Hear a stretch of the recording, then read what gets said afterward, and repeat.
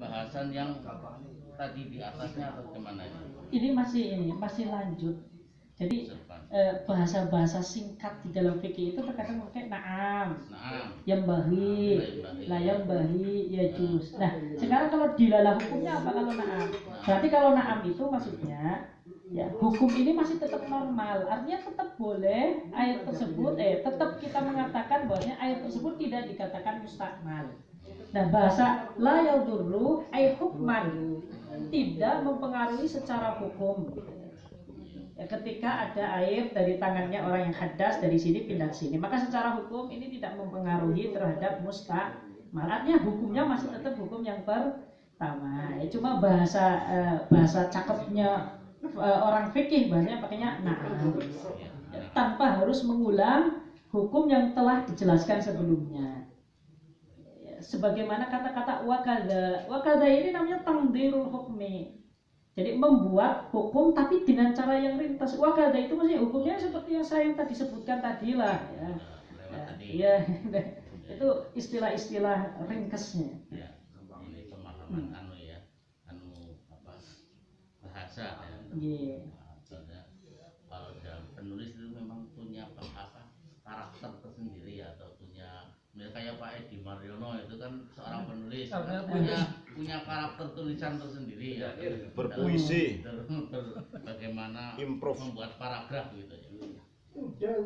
Nah, kemudian saya masuk ke dalam substansi terkait hukum ini.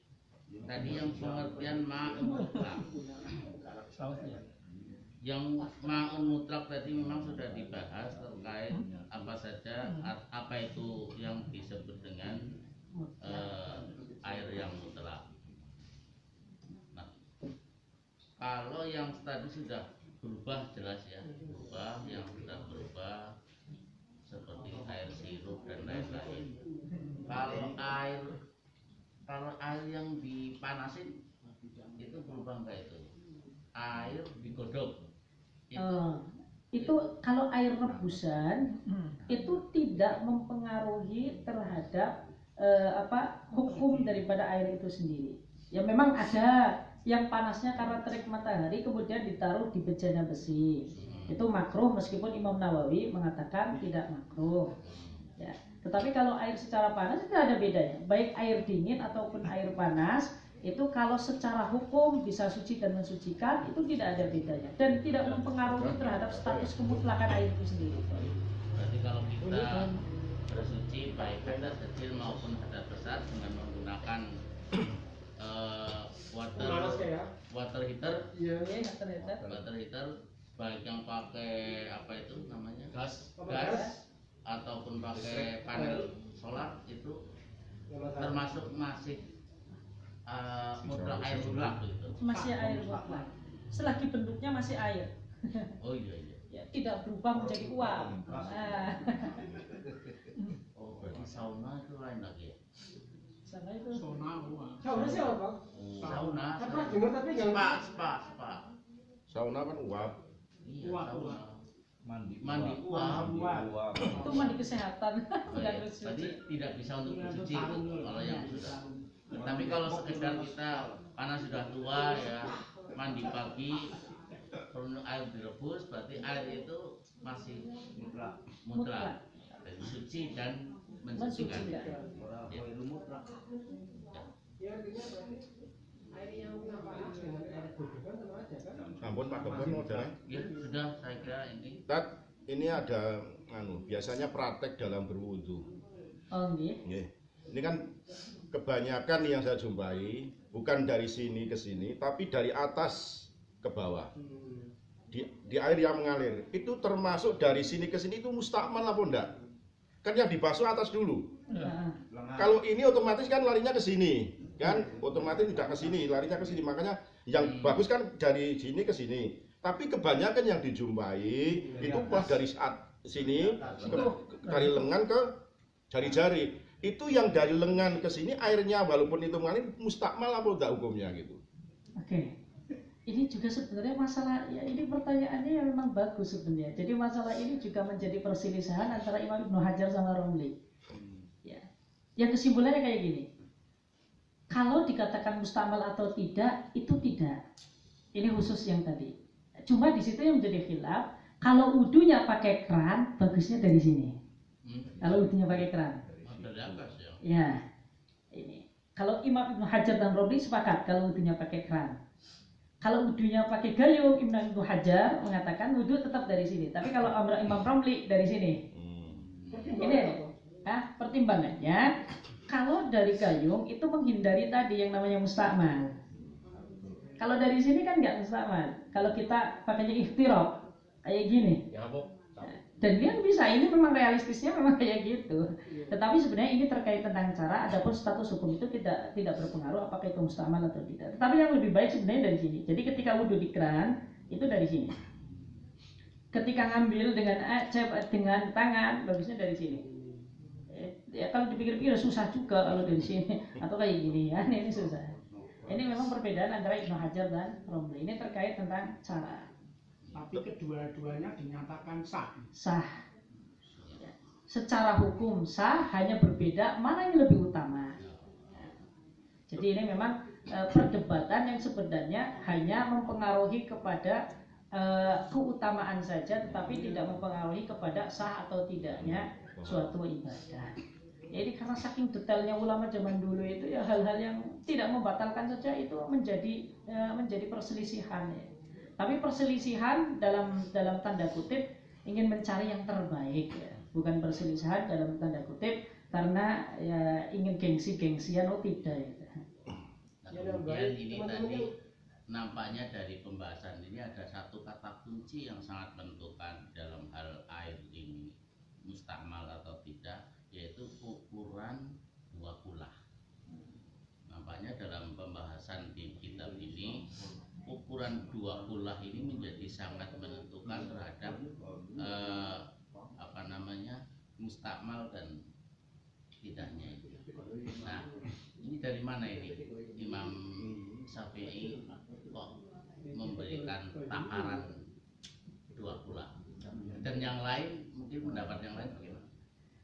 Jadi dulu di zaman baginda Nabi Shallallahu Alaihi Wasallam itu kan memang tidak dikenal dengan teori ukur mengukur, ya, sehingga kayak disiplin ilmu matematika itu kan muncul di generasi sekarang ini. Kalau dulu itu orang mengukur hanya al-wasnu wal kailu wal masahatu, takaran, timbangan sama satuan panjang. Dan satuan panjang itu orang dulu kalau ngukur itu terkadang pakai langkah kaki, khotwah, terkadang pakai hasta, terkadang pakai jengkal. Ini namanya shibrun. Nah, orang zaman dulu itu. Nah, sekarang kalau misalkan takaran, itu kan tadi satuan panjang. Kalau takaran itu dulu cara ukurnya yang pakai ini. Kalau sekarang itu literannya, kalau dulu ada namanya so, ini banyak sekali takaran-takaran di zaman baginda Nabi. Dan ketika tidak ada so, di zaman Nabi itu masih menggunakan telapak tangan. Ya, ini yang menjadikan kenapa zakat fitrah itu berbeda-beda, karena Nabi pakainya telapak tangan. Ya, telapak tangan Nabi beda dengan kita.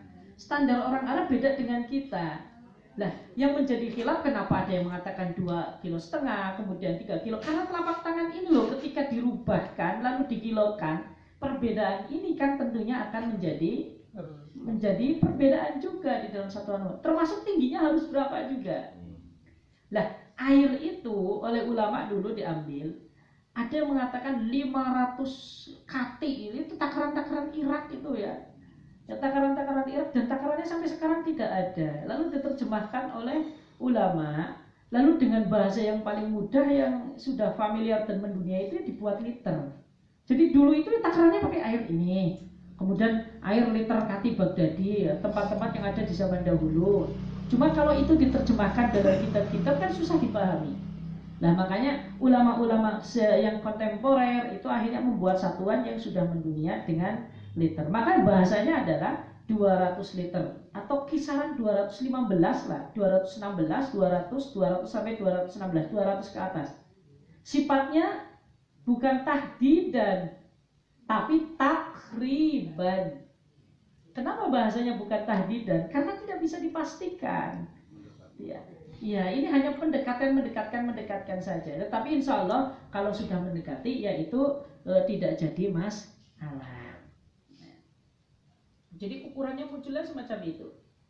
Lah ya, maksud saya bukan masalah bulatainya, tetapi yang mendasari penetapan bulat-bulatnya. Oh, dari Imam Syafi'i itu sendiri. Karena mungkin dari mazhab yang lain tidak demikian. Ya, Imam Malik itu tidak membedakan air sedikit dan air banyak gitu ya. Iya.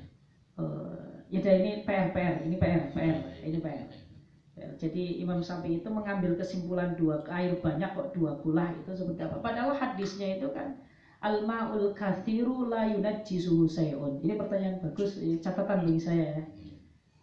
Jadi al-ma'ul katsiru la yunajjisuhu syai'un. Air yang banyak itu tidak menajiskan sesuatu. Lalu standar kok bisa sampai kesimpulan 2 kulah? Ya menarik Pak Dokter, terima kasih pertanyaannya ini. Yang lain ini. PR ya tadi. PR tadi. Di cancel Pak Dokter. Ini ini Pak Dokter orang takon orang kepikiran ngono ya. Bisa nih ujug-ujug dari rongkolah nih. Ini menarik. Kita Sapinas ya. Tapi hanya beliau saja, yang lain nggak ikut. Ya memang kata. Tapi apa namanya tadi Pak Sambil bilang apa namanya pakai tangan begini kemudian pakai keran begini. Ya, jadi teringat teman-teman yang di pesantren ya. Kan barbejunya ada yang masih pakai nggak pakai keran. Ya, beginilah berlaku. Nah, kemudian pesantren yang sudah atau kita lah yang agak modern ya pakai keran. Ya dipakailah di konsep itu. Dua-duanya boleh. Ya memang zaman dahulu itu sebenarnya tidak ada keran ya zaman dulu. Zaman dahulu itu adanya birkah ya. Birkah itu kalau di masjid-masjid itu yang sekarang masih ada itu di daerah Yaman itu masih ada.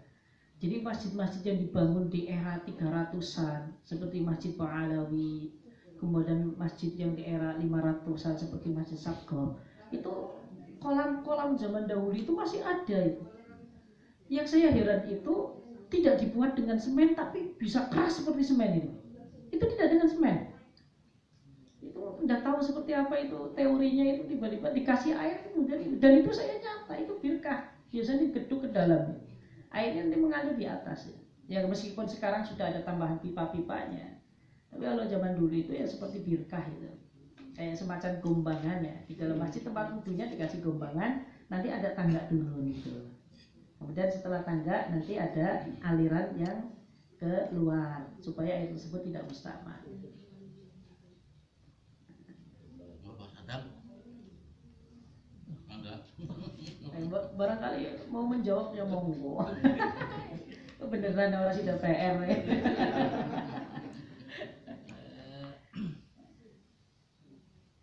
Bismillahirrahmanirrahim.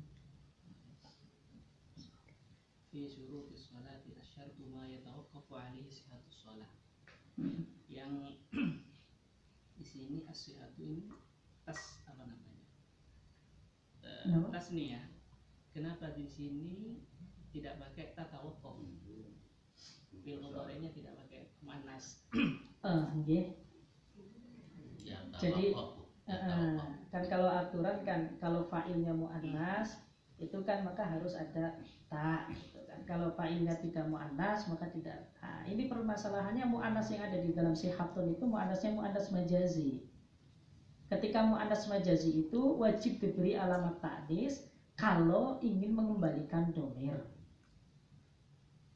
Kalau ingin mengembalikan dhamir.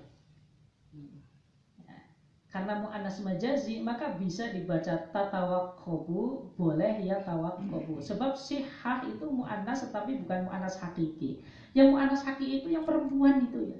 Maka dalam bahasa alfiyah yang dimaksud dengan mu'annas hakiki itu ya datu hirin itu ya, yang punya kelamin itu. Kalau tidak punya kelamin maka mu'annasnya mu'annas majazi. Nah, mu'annas majazi ini nanti wajib diberi alamat ta'nis ketika kita ingin mengembalikan dhamir. Contoh asyamsu tola'at itu harus ada taknya. Tetapi ketika tola'atis syamsu boleh juga kita mengatakan tola'as syamsu. Karena ini muannasnya muannas majazi. Asyamsu itu kan matahari. nggak ada alamat ta'nis, ini mu'annasnya mu'annas majazi. Sihatun itu bukan mu'annas hakiki tapi mu'annas majazi. Ya dikatakan mu'annas sebenarnya tidak layak, tetapi karena melihat ada tak marbutohnya dia dikatakan alamatut ta'nis. Hanya saja mu'annasnya mu'annas majazi. Sering banyak ya. Misalkan wayajibu as-sholatu, boleh sebagaimana kita mengatakan watajibu as-sholatu, karena ini namanya mu'annas majazi. Kecuali kalau kita mengatakan as-sholatu harus wajabat, bukan wajabat.